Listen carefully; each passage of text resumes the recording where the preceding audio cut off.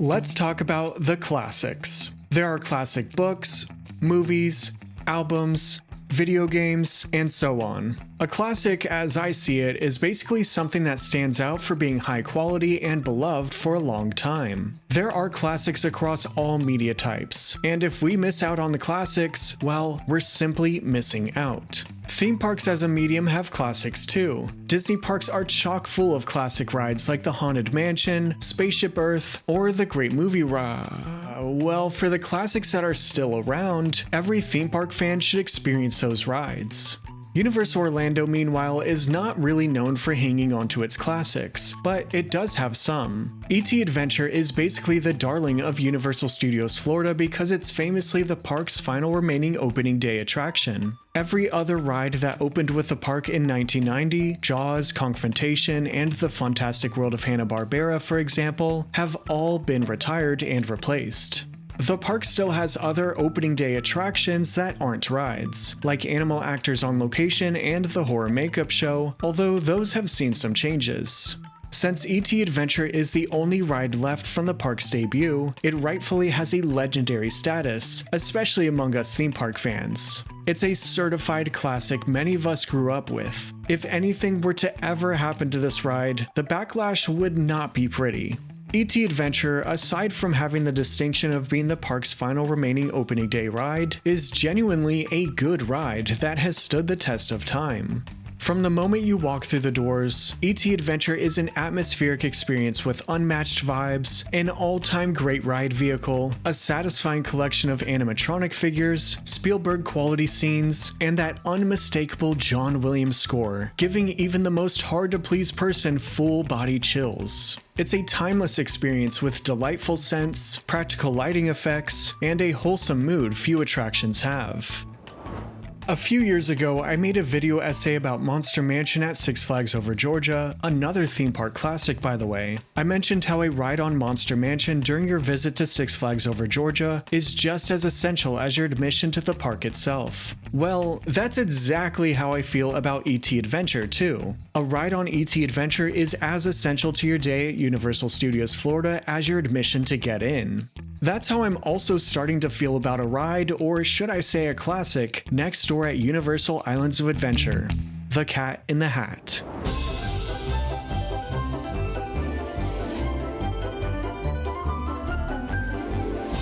Islands of Adventure has held on to a solid number of its opening day attractions, with standouts like Jurassic Park River Adventure, The Amazing Adventures of Spider-Man, and yeah, The Cat in the Hat. I'd say those are all classics at this point.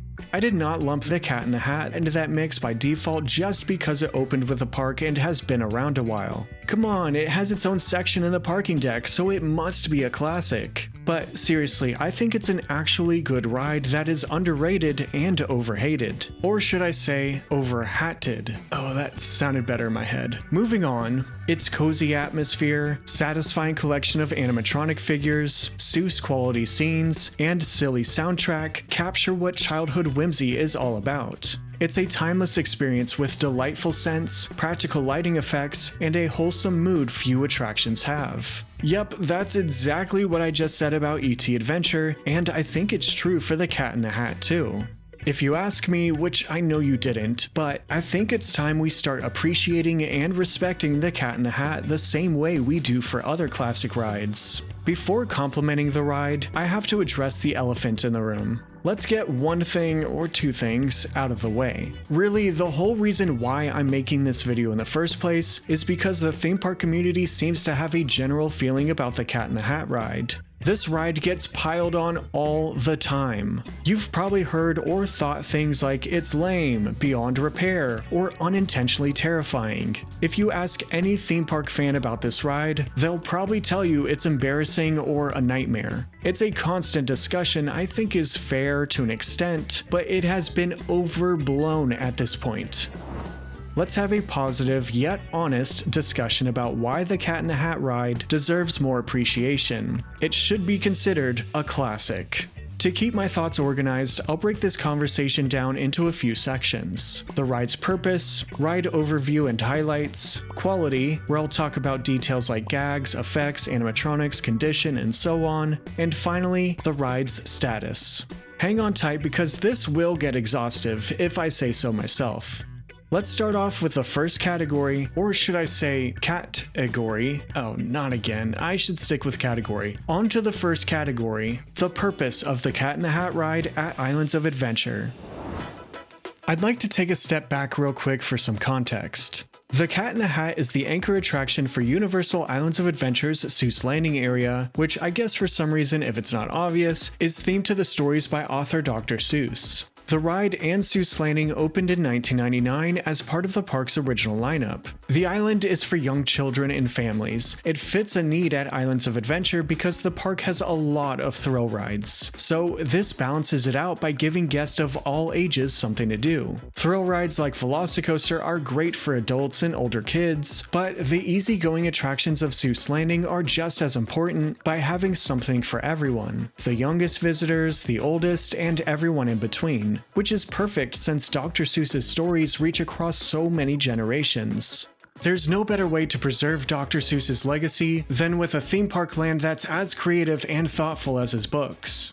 Seuss Landing is an incredibly well-designed area with the impossible artistry of a Dr. Seuss illustration, but it somehow exists in real life. It has a lot of little and big details to discover with clever no straight line architecture, pops of color, moving elements, and creative landscaping among many more twists and turns. The facades and scenery of Seuss Landing were carved from polystyrene foam so it could curve in ways only possible in Dr. Seuss's imagination. Building them in real life is so impressive because when Dr. Seuss drew those shapes, he didn't have to think about structural engineering. As the island show producer Lisa Girolami said, quote, "You realize that a lot of what Dr. Seuss drew defies gravity, and it's not supposed to exist in this world," end quote. Yet they made it and made it incredibly. Where else can you see a giant green ham the size of a building? Seen from the sky, it's even on a plate. That's the level of detail that was put into this place, with the hurricane-twisted palm trees that were relocated here just to make Seuss Landing even more unreal. The effort is incredible. Plus, the music, they understood the assignment. I don't want to get too off topic talking about Seuss Landing as a whole, but it really is worth taking a moment to point out how detailed this land is. It's as elaborate and well crafted as the park's other islands, and that's really saying something. The next time you're running through here on your way to the Wizarding World, slow down to smell the truffula trees. Seuss Landing is a work of art. I won't be unrealistic and say Seuss Landing should be the main reason to visit Islands of Adventure, unless you're a huge fan or have kids, but it is great for adding variety to your day. While I love Velocicoaster as much as the next person, I still pace out my day by exploring Seuss Landing for a little bit. It's a whimsical area that always brings a smile to my face. So yeah, the family-friendly cheerfulness of Seuss Landing makes Islands of Adventure a more complete, balanced theme park. Plus, Grinchmas, enough said. That's all well and dandy, but what about the real fun? What about the ride? A land this incredible surely has an e-ticket ride that's just as good. Well, let's move on to recap and highlight the Cat in the Hat ride. To cover everything, I'll run through the entire attraction, pointing out fun details and my broad comments along the way. I'll get way more nitty-gritty in the next section coming up about the quality. Basically, the Cat in the Hat is a family dark ride that retells and reimagines the story of the famous Dr. Seuss book of the same name. It's a slow-moving attraction with some light spinning elements, but it's generally on the same thrill level as a Fantasyland dark ride at Disney. Let's go through the Cat in the Hat scene for scene and see what makes it a special ride. Starting outside, the ride's exterior stands out wonderfully in the Seuss Landing area. There's no mistaking this is a Cat in the Hat ride. The cat's giant red and white striped hat is like a mini icon for the land. The hat is probably the single most recognizable symbol in the nebulous world of Dr. Seuss, making it the perfect entrance for the ride. It fits the old Disney concept of a weenie, basically a large landmark that attracts people toward it. Walt Disney used that term in theme park design as a comparison to how he could get his dog to follow him around by using a hot dog weenie as bait. Theme park landmarks are the hot dog weenies, and we are the dogs. Aside from the obvious weenie, the ride's exterior has a lot of nice touches, like the cat's gloved paw tipping the brim of the hat. Even the sign for the ride is fantastic. It's a stack of Seuss-looking household items, and on top is an off-balance crate the one Thing 1 and Thing 2 pop out of. The whole structure has a lot of movement, looking like it's about to topple over. At the very top, the fish is tilting in his teapot, which sprays a stream of water in the little pool below. There's even more, I promise we'll head inside soon, but there are so many details to appreciate just outside. The exterior has interesting Seussian designs, making it much more than just a plain building. If you look at the ride from afar, the show building is hidden by a whizzy, whirly decoration. It's a nice backdrop for the hat and gives you a sense of how frantic the ride is.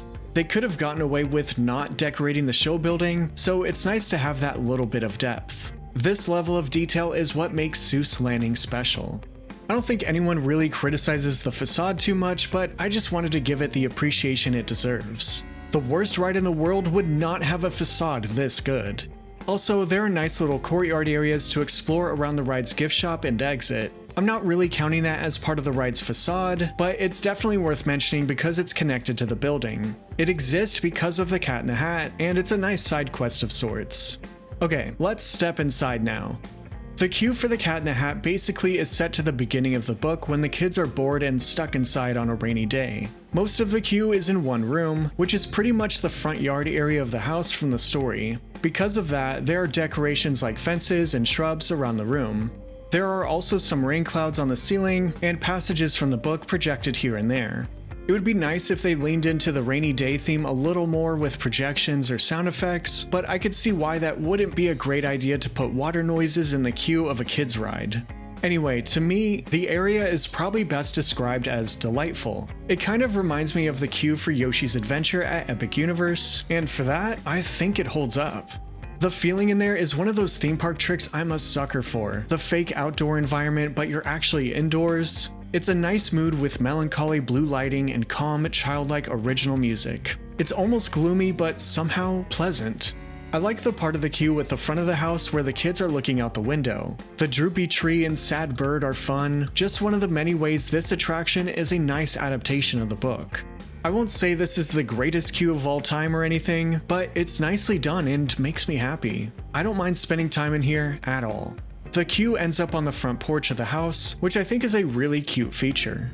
Through the front door, the queue finds its way into the living room, the load station for the ride. The Cat in the Hat has a great load station that introduces you to the environment of the ride before you even pull down the lap bar. It's a fantastic first impression. There's something about the squiggly sets on this ride that are so satisfying. For that nice home sweet home feel, the station has some furniture and picture frames out, which I'll talk a lot more about picture frames coming up. This is that type of video.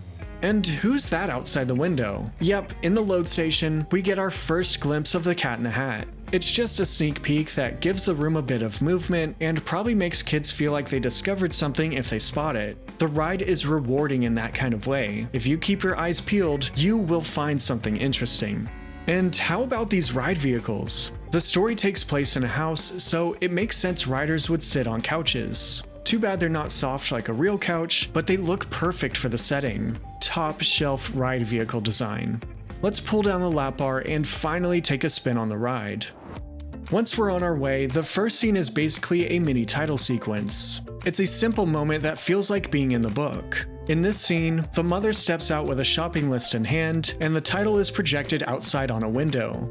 On to more exciting scenes, the ride whips around a corner, and the story starts right away. The Cat in the Hat makes his big entrance, tipping his cap while stepping through the front door, with some lighting effects to emphasize the moment. Okay, I said I'd talk about picture frames. Notice how they're reacting to the scene. These people are absolutely appalled, stretching out of the frame just to see what's going on. This will be a running gag throughout the ride, so keep an eye out for that. It's entertaining once you catch on. After the Cat in the Hat makes his first appearance, riders meet the fish, who's so stressed out I kind of relate to him. He's in a double-layered bowl with water inside the edges, so it looks like the bowl is filled with water, even though there's an animatronic inside. The trick works sometimes, but if I'm being honest, it's not always looking the best. Still, I appreciate the effort. Up next is probably the weakest part of the ride. Riders see an animated shadow projection of the cat balancing the fish's bowl on an umbrella. It is a rainy day after all. Nothing too interesting. Turning around, we see an animatronic version of it. The cat is balancing all sorts of household items. It's a simple animatronic, but the props and the swivel motion make it a bit more dynamic. I've heard a lot of comments about how cheap this figure looks. To me, it's fine for what it is. No, it's not lifelike, but it doesn't have to be. I won't defend the next part though. There's a weird screen, which I think is supposed to be a mirror or something along those lines, and it has this terribly outdated CGI clip of the cat losing his balance and tossing all the items. The frame around the screen has that fun Dr. Seuss look to it, but the video should have been updated 15 years ago. It's kind of inexcusable the animation still looks like this. I'm not sure whether it's been touched up over the years, but the quality looks very similar to how it was back in 1999. After this point, the charm of the ride really picks up. So as the Nintendo 64 looking Cat in the Hat loses his balance and tosses all the items, they fall down all around the ride path. This is a cool physical effect as props lower on the left hand side, and the fish plops into a teapot with a blacklight trick to animate his fall. Effects like this make the ride feel analog in a good way, and I appreciate that. Next up is probably the most infamous scene of the ride. The Cat in the Hat opens up a crate and out come running Thing 1 and Thing 2. They're scampering and skedaddling around like the little rascals they are. You can't convince me this is anything but just pure fun, except when they don't work. I'm a fan of the little hyper fellas. We'll circle back more on the things later in the quality section, but let's get on with the ride. Here's where things escalate. The Cat in the Hat ride is way more chaotic than the book. The energy is over the top, and the things steal the show. In the book, the things just clumsily fly kites in the house and make a big mess knocking stuff over and whatnot. The ride, however, goes off the rails, not literally, but I like that they punched up the story a bit. A page-for-page ride adaptation of this story may have been a little dull, so the chaos is turned up for the most interesting outcome. The things are purposefully as destructive as possible. They're popping out of vases, messing with lamps, painting walls, tossing toilet paper all over the bathroom, and causing mayhem around every corner. How did they print their faces on the toilet paper anyway? Meanwhile, the Cat in the Hat is as calm as can be, taking a bath without a care in the world. In the chaos, this stretch of the ride has so many moving elements and set pieces. It's such a stimulating moment with lots of practical movement, some of which are above riders. Light fixtures are swinging, furniture is off balance, there is so much going on. No matter which direction you look, there's always something worth noticing. As a theme park fan, this is amazing. This section has way too many details to highlight right now, so we'll round the corner where the story takes a dark turn. Down a dark hallway, light fixtures are tilting sideways, and at the end of the hall, Thing 1 and Thing 2 push an upright piano down a staircase toward riders. That's probably a felony, but I'll forgive them. I think the lighting in this scene is phenomenal. Going from dim to colorful emphasizes the action and makes it a little scarier. Dark rides are better when they have little spooky moments. Also, the little Cat in the Hat clock spoofing those classic Kit Kat clocks is a nice touch. The next room kind of reenacts the crash with wonky blacklight art and springy piano noises. It's not the strongest scene, but it breaks up the Thing 1 and Thing 2 antics and has a cool bit as the wall physically leans toward the ride vehicle. It goes on though, as the ride rolls down a spirally, twinkly tunnel. At the end, the Cat in the Hat swirls around a hypnotic portal of some sort. I think that whole series is supposed to be how we would feel after being hit with a piano, and we start to snap out of it once the fish warns us the mother is almost home. Now it's crunch time. Time to kick out the things and clean up their mess. One of them swings overhead as the ride cruises into a closet. This scene is mostly just a dark room with swirly blacklight designs and some spinning rings on the ceiling that are painted with household items being tossed around. At one point, there's a really trippy sequence of Thing 1 and Thing 2 running up the stairs and doing cartwheels. This is like a hallucination. The things don't quite look themselves under the blacklight, and the backdrop is so abstract, it's hard to grasp what's going on. This part is so odd and mesmerizing to me, it's hard not to love it. It fascinates me in a way that not a lot of other rides can. Call it freaky if you want, but at least it's interesting. but that's pretty much the only thing going on in this room. Overall, the visuals here are not great, and that's because this section is, or was, more about the ride motion than the sets. Yeah, was. That means we're about to talk about history. I'm sure a lot of you know this by now, but it's worth mentioning for context. When the Cat in the Hat first opened, the ride vehicles used to spin more than they do now. It only really happened during a few scenes, not throughout, but that feature was part of what made the ride special. The Cat in the Hat was known for being a spinny ride. The spinning was toned down at some point over the years, and there are a few theories as to why. I won't speculate too much because that's not the point of this video, but it seems the main reason was to make the ride more family friendly. The reason I bring that up is because this scene probably lost the most when the spinning was dialed down. The ride vehicle spinning out of control was the highlight here. With the tamer ride motions, this scene doesn't have a whole lot going for it, but I still enjoy it. From here on out, the ride is fantastic. There's another animated shadow projection, this time of Annette. The ride vehicle swivels around as the things are finally caught. Poor things. All the thing haters out there, are you happy now? Well, the ride continues into the kitchen, and yeah, there's a lot of cleaning up to do. This place is a mess. Kind of like earlier in the ride when the things were causing chaos, the kitchen scene has a lot of movement. Cabinets flying open, stacks of dishes on the verge of toppling over, a busted clock springing apart, appliances going haywire, the fish in the sink, and shelves getting knocked over. Then, the ride makes its way to the finale when the Cat in the Hat uses his cleaning machine. Long mechanical arms are stretched across the scene, tidying up furniture and fixing a hole in the wall. The ride vehicle loops around a room where the Cat in the Hat sits on his machine, sprucing up the house. I think this is the most complete scene in the ride. It has a lot of moving set pieces and cool effects. Notice all the sparkling fiber optic lights to show off the squeaky clean home. That is the level of detail and physical type of effect I'd expect from a classic ride. There's also a window that looks outside the house where the cat's machine is trimming hedges. But look closer. That's actually the unload station out there. Riders can see other areas of the attraction from this one scene. When I say this ride doesn't get the credit it deserves, these are the type of details I'm talking about. That is fantastic. My only nitpick about this scene is it goes by so fast. I wish we could enjoy this room a bit longer because there's so much to look at.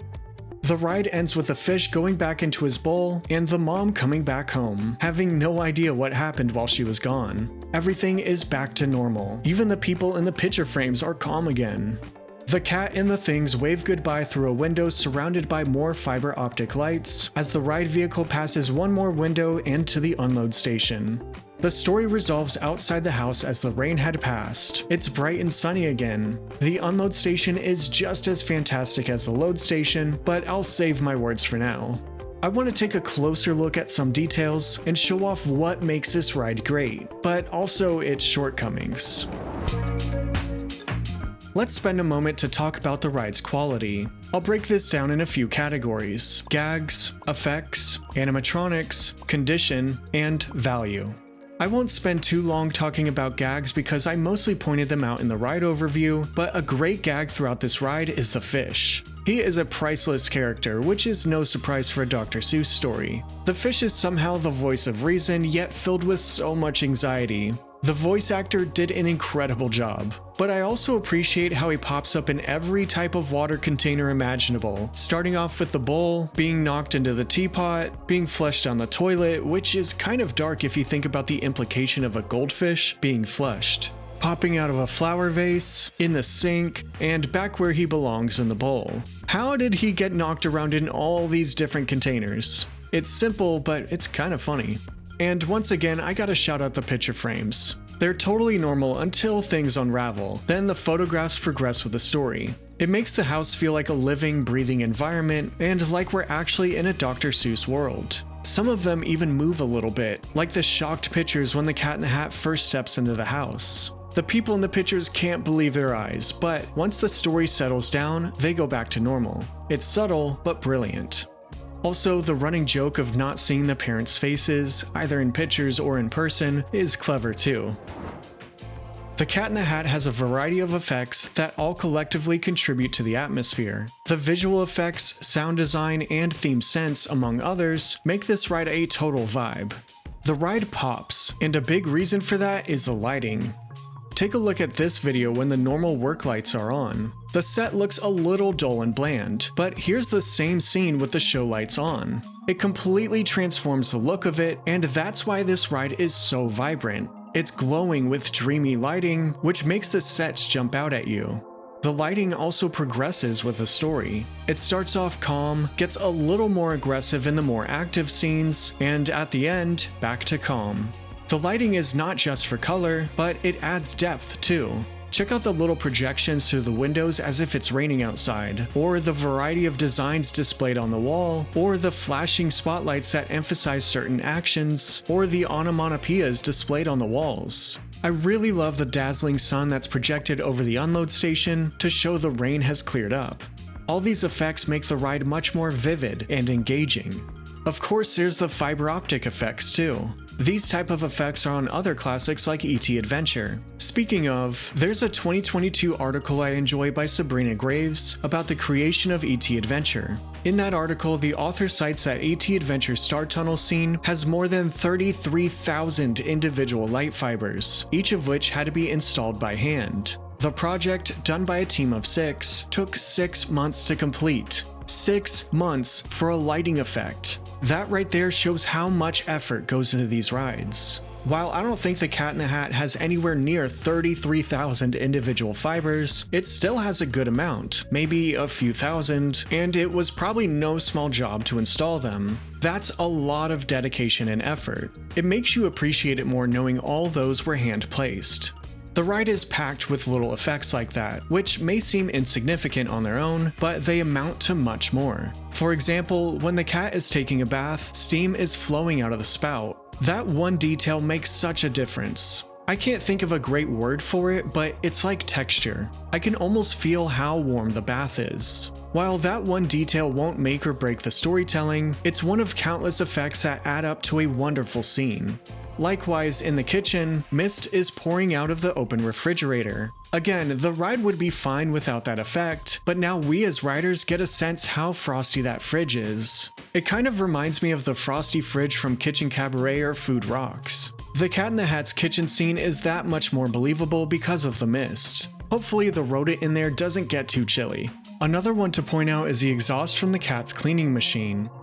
The Cat in the Hat actually has themed scents. It's not always noticeable, but in the scene where the thing tinkers with the TV, beside a popcorn machine and bags of popcorn, it actually smells like fresh popcorn. Similar to the lighting in the mist, this is another small effect that adds to the environment which the things have completely taken over. The audio too is fantastic. The soundtrack has a catchy melody and rhythm that progresses with the story, mixing in different instruments and musical arrangements depending on the moment. The sound effects are another element that make the environment feel larger than life. The soundscape has a lot of foley as the things tear apart the house. The audio is directional as if the sounds are coming directly from their sources, although the audio quality and levels are not always balanced. Still fun though. The ride is quotable too, which credit goes to Dr. Seuss for writing a great story, but the voice acting really stands out. And I have to mention the sets too. It's all like a dream, completely unlike real life. They customize the setting, which is just the inside of a house, to feel more exciting than it actually is, making it a bit of a journey. The ride is furnished with all these slanted, cartoonish shapes, and features like the windows give it layers. I know I already mentioned it, but I especially love the window in the finale that looks out to the unload station and vice versa. The environments are kinetic too. It seems like most of the set pieces move in some way. The kite string pulling all the props toward the beginning add to the chaotic energy, just like the wobbling cleaning machine toward the end. The motion is simple yet expansive as it continues through most parts of the ride, even small details like the ticking Cat in the Hat clock. With that, let's move on to animatronics, shall we? The animated figures in this attraction are pretty simple. Now, as a Cat in the Hat enjoyer, I keep in mind this ride is for kids. It's not supposed to be the most technologically advanced ride in Orlando. It's more simply stylistic. Just because something is simple doesn't mean it's bad. For this ride, simple gets the job done, especially since there are so many other effects going on like we just covered. In my opinion, I'd rather see a number of simple animatronics plus great ride elements over just one advanced animatronic and not much else. I don't say all that as an excuse, it's just being real about what this ride is trying to accomplish. A lot of great rides have simple figures. I enjoy the animatronics on the Cat in the Hat. Adapting illustrated characters into three-dimensional figures is not an easy task. The cat character has nice dark sketches of fur that make him look like the illustration. His signature hat and big bow tie look sharp. Other than the condition of the animatronics, which I'll talk about soon, the only thing that's really off or jarring about the cat animatronic is that, well, he's a giant cat in a hat. That's pretty much the whole gimmick of the character. It's shocking to see a giant cat. You want creepy? I'll show you creepy. How about this old Islands of Adventure commercial? Just be glad the ride didn't look like this. The fish, I don't have too much to say about his appearances. He's simple but cute. I love his little twitchy eyebrows and wiggling arms or fins. Now here's where a lot of people get freaked out. Thing 1 and Thing 2 look like little menaces. Those divas steal the show with their spunky red outfits, just causing chaos in every scene. The things are just a couple of stinkers. Are Thing 1 and Thing 2 absolute menaces who want to watch the world burn? Yes they are. Do they deserve a little treat? To me, absolutely. They're not so bad. So what if Thing 2 probably watches you in your sleep? The worst thing those little things have done is just having a bad hair day and tossing around some toilet paper. For some of us, that was just middle school, am I right? That was bad. But not as bad as the 2003 film, am I right? Okay, sorry. Seriously, this is probably an unpopular opinion like most of what I said, but the things are almost exactly how I'd expect them to look. Their hairstyle could use some work to look more like the book, but they play the role of the things perfectly. They completely take over the ride at certain points. There is no shortage of things, and you'll never hear me complaining about too many animatronics. They're kind of cute too. Some of my favorite animatronics in the ride are the things. For some reason, my favorite figure on the ride is this thing painting the wall. Something about it wagging around in that onesie, I'm not too ashamed to say that makes me laugh. I also get a kick out of the one swinging by toilet paper from the ceiling, and also the running and cartwheeling things in the closet scene just because they're so bizarre. It's kind of psychological. You don't really see theme park scenes like that very often, so they stick out. I of course like the cat jumping through the door at the beginning too, and the one on the cleaning machine toward the end. All quality in my opinion. Speaking of quality and animatronics, let's switch over to the next section, condition. The Cat in the Hat has all the makings of a good ride, but it hasn't always held up perfectly over its several decades of operation. I don't think that's a surprise to anyone.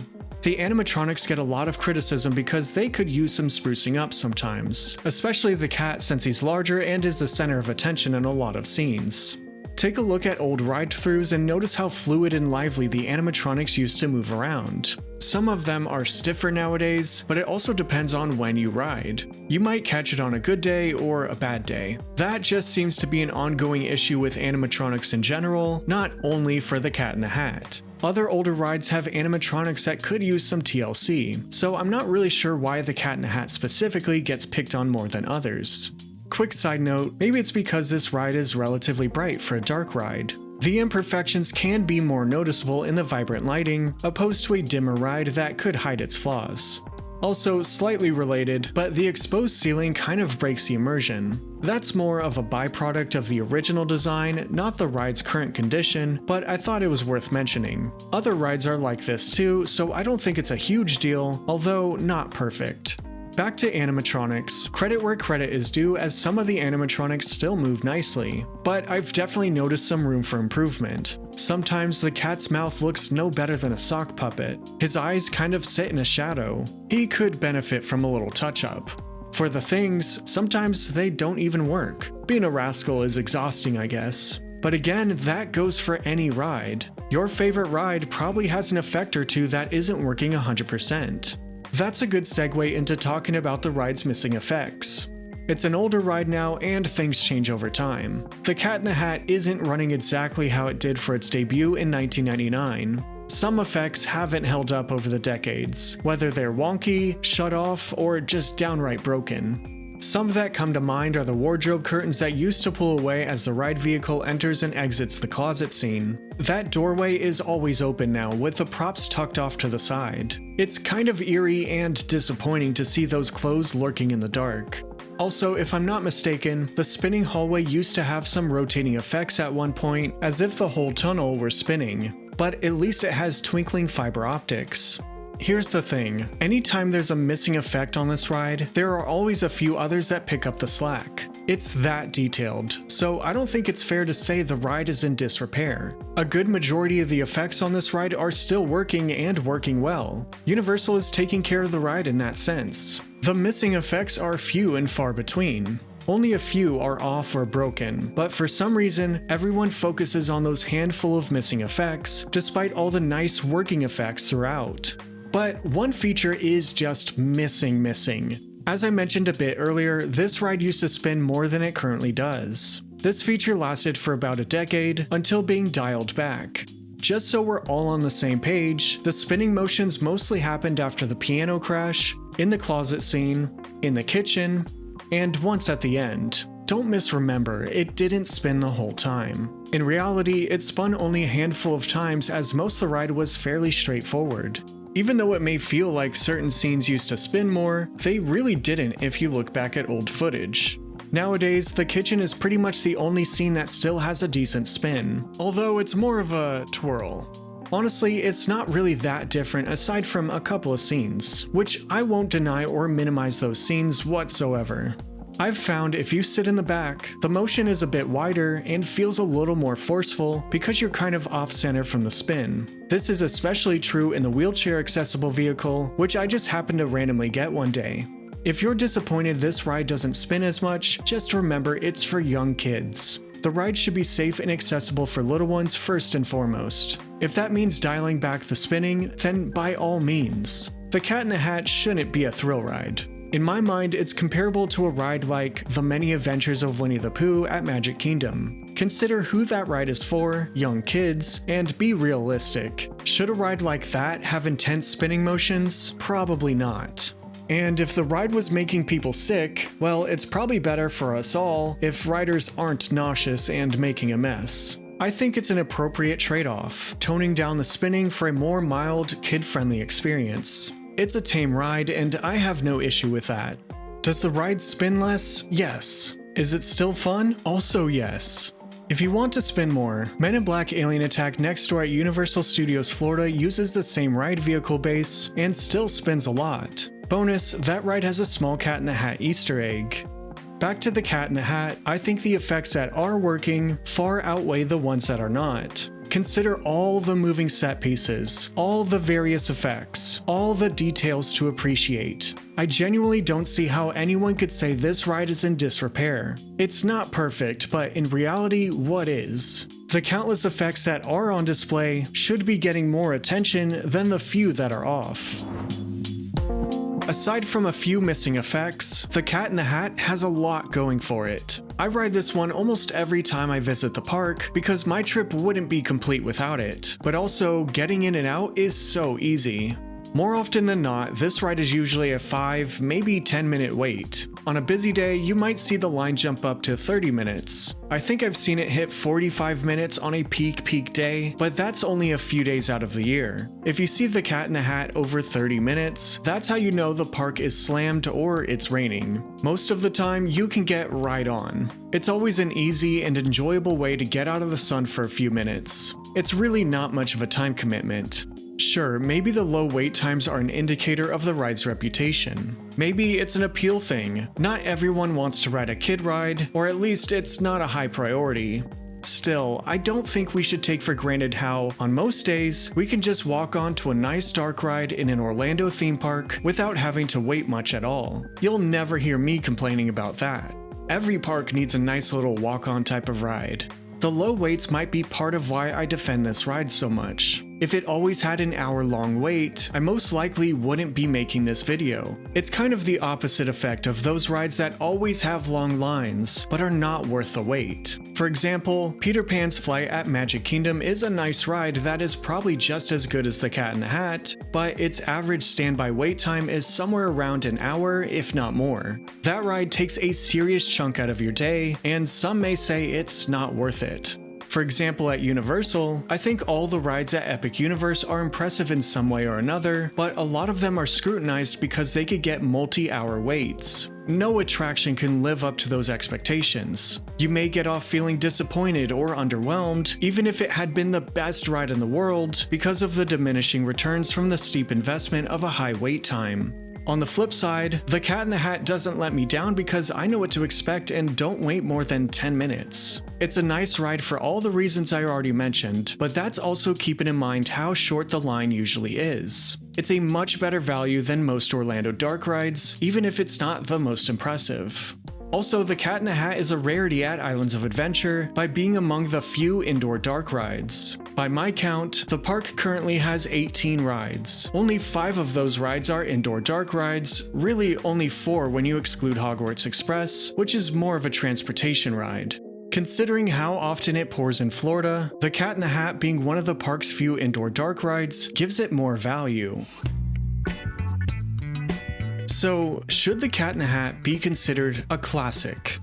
Well, it's significant as an opening day attraction, being part of the original vision for Universal Orlando's second gate. But does that mean it should be protected and preserved forever? The Cat in the Hat has fallen out of favor, so even if I'm delusional in thinking it's a charming attraction, it might be time for a refresh. Even the most legendary rides get updates here and there. Just take a look at the Magic Kingdom's Haunted Mansion. I'm not necessarily comparing the Cat in the Hat to the Haunted Mansion, but it's a good example because of its periodic updates. Disney gives the ride some attention every now and then, and regardless of how some fans may feel about certain updates, the ride still continues to be on top of its game well over 50 years after opening. A while back, Universal upgraded The Amazing Adventures of Spider-Man with high-resolution animation and projections. It's still the same Spider-Man ride everyone knows and loves, just modernized, and Universal still adds new effects to the ride here and there. That said, I think the Cat in the Hat could be a good candidate for a few incremental updates. They could honor the original design, but just polish a few elements so it doesn't feel out of place. The ride has good bones, as they say, but a few enhancements could transform it. Maybe add some visual effects to the former spinning scenes to bring some of that excitement back. Or upgrade some of the main animatronics to be on par with Universal's newer attractions. Some smaller upgrades could go a long way too, like improved projection effects and modernized video elements. To be fair, I think this has happened in the past to some extent, but we're due for another refresh. I think that would be enough to bring the ride back to a high standard. The Cat in the Hat as a story is certainly worth keeping as long as Seuss Landing exists. It's probably Dr. Seuss's most recognizable book, so it's deserving of a ride. The Cat in the Hat theme is worth keeping around, but some may think the entire ride needs to be completely overhauled. They may want to scrap what's there and start over. Hypothetically, if this ride were to be completely reimagined, what would that look like? An updated Cat in the Hat ride would probably use a variety of media to create an environment and tell the story. Universal's more recent kid-friendly rides, such as The Secret Life of Pets Off the Leash in Hollywood, Kung Fu Panda Journey of the Dragon Warrior in Beijing, and Mario Kart Bowser's Challenge at various resorts, are multimedia experiences that are incredibly colorful and give you an idea of what a 21st century version of this ride may look like. Looking at those examples, I honestly don't think overhauling the Cat in the Hat would necessarily be an improvement. I worry some corners would be cut, and we'd lose out on a lot of practical features. Don't get me wrong, Universal Creative is more than capable of transforming this ride, but I think a complete redo would be overkill. Just a little 21st century zhuzh would give this ride the life it needs. But what about the ride system?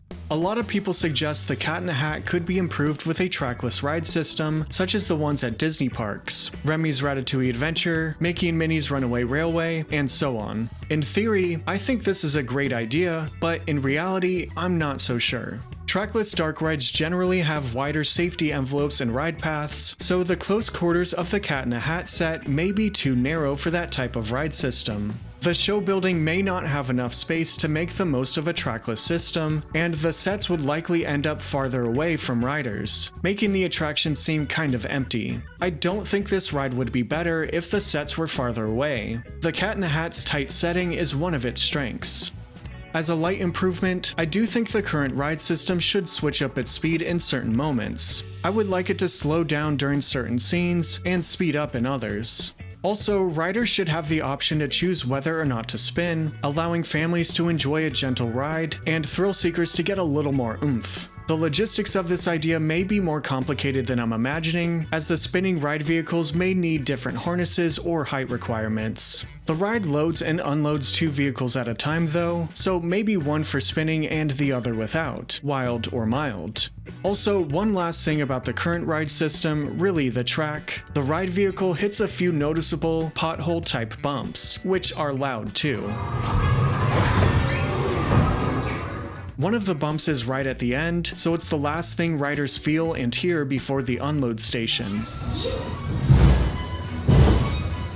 I assume these are just the transfer tracks to access the storage or maintenance area, but it's not a great way to end the ride. It'd be nice if those could be smoothed over, but I understand if that's not possible. I think the ride is delightful as is, but maybe now would be a good time to freshen it up, since Warner Bros. Is releasing a new animated Cat in the Hat film in 2026. The figures could be updated to match the new character designs, which may help breathe new life into this ride. Historically though, Universal hasn't really updated Seuss Landing along with the Dr. Seuss movie releases. Regardless of what the future may hold, the Cat in the Hat ride to me is worthy of being considered a classic. It may not be atop the list of all-time greats, but there's a certain fun factor to it that I look forward to, and its longevity is impressive. Let's appreciate it for what it is.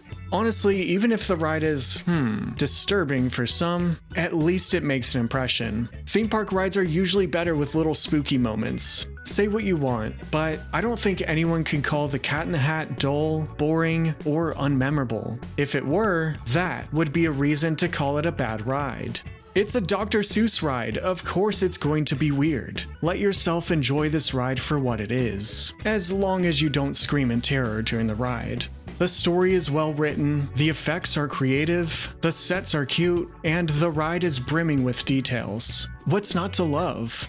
Do I think the Cat in the Hat is the best ride at Universal Orlando? Of course not, but it's better than most people give it credit for, and I think it's time we appreciate it more. Whether you make fun of it, genuinely enjoy it, or a bit of both, have fun with this ride. It's a classic.